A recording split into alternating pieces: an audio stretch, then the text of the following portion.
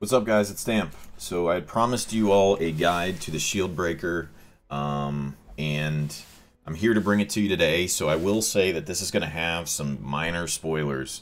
So one thing that's unique to the Sheildbreaker is that she has a story that's basically told through playing of the game. So without revealing too much, this is going to be the minor spoilers version of the guide for this class. Now, the reason that it took me so long to do it is I couldn't decide what I wanted to do. I made a video, I deleted it, I edited another one. Long story short, this is the minor spoilers guide. At a later date, I will release everything, but with a lot of my content going out to people who either are just getting the patch or don't have the patch, or they're just getting the game at Christmas, I thought it was better to focus on giving you a minor spoilers edition that doesn't spoil everything for you. So we'll kind of get into the content and I'll let you guys take it from there. So I felt this is the best way to do it initially, and later on, after I get through the classes, then we can go back and revisit her. So here we go. So the Sheildbreaker is a DLC character. So she is a character that is specific to a DLC that is $3.99 in American dollars. That currently is on sale on the Steam. I believe it's a winter sale for $3.59. But she is typically $3.99 for the DLC, and it's in the DLC basically comes her and some new monsters that are DLC specific. The monsters are minimal, and I'll just leave it at that. And that's what I'll give you without, again, I'm trying to be careful with the spoilers. So we'll talk a little bit about her and her strengths and weaknesses. So this kind of look a little bit different because I don't want to, again, give away any spoilers. So here we go. So in talking best with the Sheildbreaker and her pros and her cons, we'll start with that. One of her major pros is that she has a 4-hit AoE. She's the only class in the game that has that. And on top of the 4-hit AoE, it actually deals an additional blight.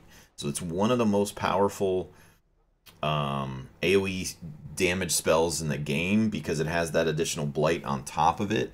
She really excels at elimination of prot characters because she has the armor piercing ability, which is seen here. I find that she is probably one of the best to utilize in a leapfrog party. So what I mean by that is characters like jesters, like grave robbers that have the ability to jump over or go, as you'll see here, forward one, back one, forward one, or some people call them dance parties, where you create a party that hops over each other. She would mesh well there. On top of that, she deals additional damage to marked targets with some of her blight. So if you see there marked, or as you guys know from watching the rest of my videos, if you see marked anywhere, she's going to probably do well in a marked party, and she does. Her speed is very good, and her base crit is one of the highest in the game, so she's pretty powerful. Now, saying that, she does come with some drawbacks, which again I think would spoil it if I deliver those, so I'll just kind of talk through a few of her minuses. The major one is that her HP is really low. Her HP at level 5 is going to be about 35, 36, which is on par with an occultist and a jester, which are some of the lowest in the game.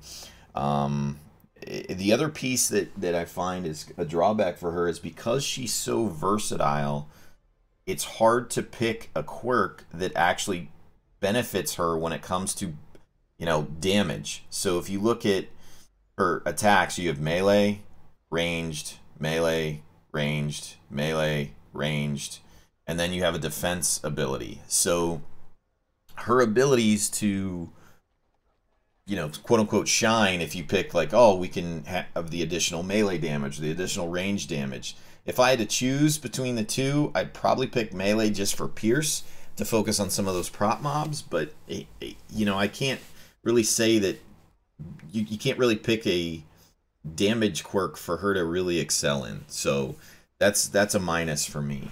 The other thing is she can be complex to utilize because of how she moves around, which means it can be difficult to pair her up in a leapfrog party if you're not an advanced player. So With that being said, a couple of the unique things to her is she can take people out of stealth, which is a new mechanic which I explained in a previous video. You can go back to that and watch it.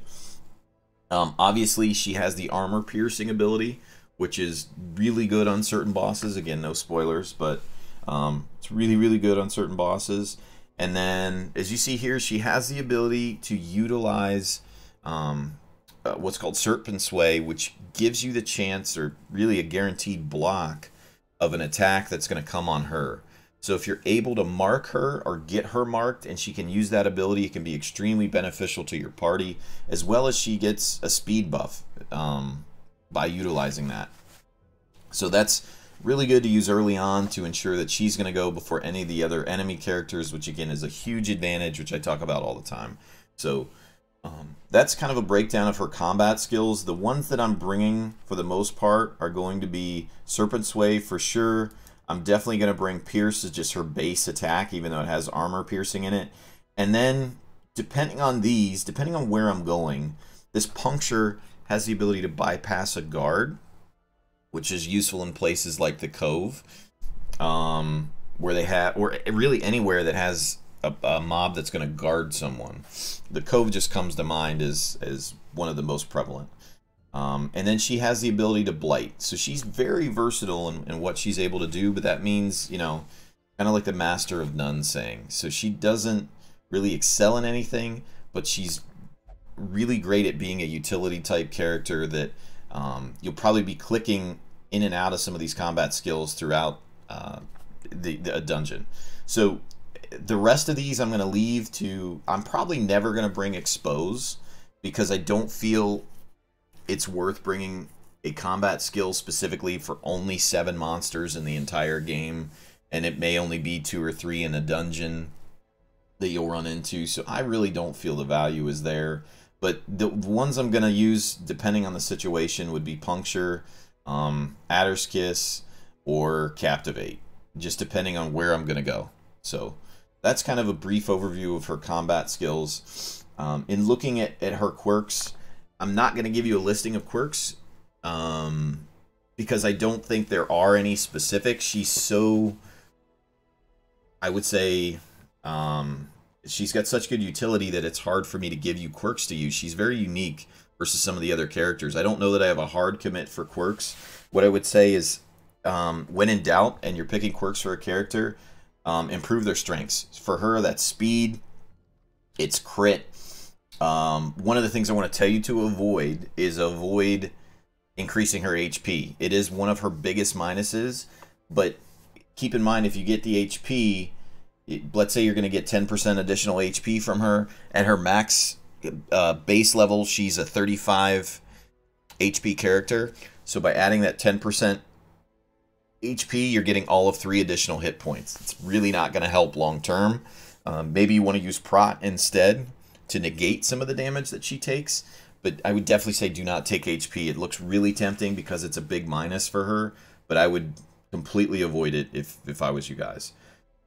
So as you look at the quirks, again, you're looking at speed, crit, possibly dodge could offset. That could be helpful, but I would say focus on her strengths. Her base crit's really high. Utilize things that improve her speed, her crit, and her dodge. That's why you see here I locked in on guard, because as you use her, especially I use her in Elite Frog Party a lot, it makes it almost a guarantee that she's going to go first, and I know where I can place her to better utilize her. That's why I've chosen on guard, and that's why it's locked there. As far as some of the diseases or quirks that you'd want to maybe take or leave would be Crimson Curse. I think is great for her because you can get those additional speed bonuses. I think that's probably one of the better ones, but really, again, anything that gives her better speed is good. At a certain point, too much speed can be a detriment as well, because you don't need to continue to use it and use it and use it. But by really complementing her speed, you'll better know when she's going to be able to attack, which utilizes her better in Elite Frog parties that have back 1, forward 1, etc. So as we move on to looking at trinkets. So again, this is a place, guys, that there's going to be a lot of spoilers here. So I'm not going to give you a lot of the spoilers. I'm not going to show you her class-specific trinkets. But what I did want to talk about is what types of trinkets to use, and it's very similar to the quirks. Use speed, use crit, and I would say at a certain point you could use dodge and really see a benefit to that. Maybe some prot would also be beneficial to her. You can see when I'm running here, there's even... I can even justify for sure with using Ancestor's Pen as well. I don't know if I have it just laying around. There it is. You do get the additional 10% stress, but the additional crit, I think, with the melee skills makes her very, very dangerous when utilizing Pierce. Now, keep in mind, it doesn't affect Impale because these are only melee skills. So just keep that in mind. You may want to switch, maybe switch it to... the musket ball if you're gonna utilize some of these skills. But again, keep in mind when you're looking at these percentages, the values are truncated, meaning they're rounded down. So just food for thought there. As far as her camping skills, what I'd recommend is what you see here, but her camping skills are some of the things that I feel she is not great at. Her camping skills are below average, and that is because they're situational to probably fights where either you're going to need more prot or you're going to need to go through prot with armor piercing. So on certain bosses or in certain dungeons where you think you might get a lot of prot mobs, sure, I could see this being beneficial if you camp right before a boss that has a ton of prot. The snake skin for her, again, having 15% HP is not that good. It's really not that good, and then it's only 4 battles. The prot, yeah, that might be worthwhile again on certain boss fights, but below average in my opinion. Sandstorm, where one companion can't be marked, I can see that being beneficial again in boss fights, so this is probably an area you'll see it's a recurring theme. She could be good in certain boss fights that where you know that you don't want your healer marked, or somebody who's at very low health and you have no food left, or you have a slow healer that you may worry that they're going to get hit immediately with a marked target and take a ton of damage. So I can see that, but again, it's situational. What I completely ignored was Adder's Embrace, which is improved blight skill chance and blight resist, which I don't really find as a factor very often at all. So those are the camping skills, and where I feel that, I mean, I can even see dropping off a couple of these and just doing this or this and bringing these to a dungeon, but again, completely up to you guys. Couple of things, just minor notes. She doesn't do very well with traps. She is not going to do very well with scouting. And one more minor note that, again, this may, technically some people may say there's spoilers with this, so I'll give you a couple seconds to turn it off. But she, in my opinion, she excels in what she's truthfully the best at in the game and makes her top. Probably, it could even be the top hero in the game, is using her in a no healer, high damage, a short run party. So if you have a short mission or a short dungeon that you can undertake, and you bring her with a lot of other characters that deal high damage, I'll give you an example. Complete 100% of room battles, I can see her being great at that. If you were even to have a short dungeon that would have, let's see if we have any. The short explore, 90% of rooms, she'd be great at. I don't think I'd use her as often as a healer in a medium to long dungeon run, but she's still above average in my opinion, and probably in the top half is where I would rate her in terms of heroes for general use. On specific bosses, if you had her, she would be a must-take. And without giving you too many other spoilers, that's what I'm going to leave it at. So either way, as you look at her, I think she's an awesome character. She's a must-buy for sure. If you really enjoy the game, I think $4 is a very fair price for it. And I really think she adds a lot of flavor and brings life back into some of the other party or class compositions that maybe weren't as good. I think she, and again, to avoid spoilers, I think she's great at some of those, and that's where I'll leave it at. So with that, Thanks, guys, for your patience to let me release this really how I thought would be best to for now, and we'll come back to the party, or the class rather, later on. So thanks for watching. Thanks for all your support. We just hit 7,000 subs a couple days ago, so thank you again for sharing, liking, all that stuff, subbing. I really appreciate it. So thanks for watching. I'll see you guys in the next video.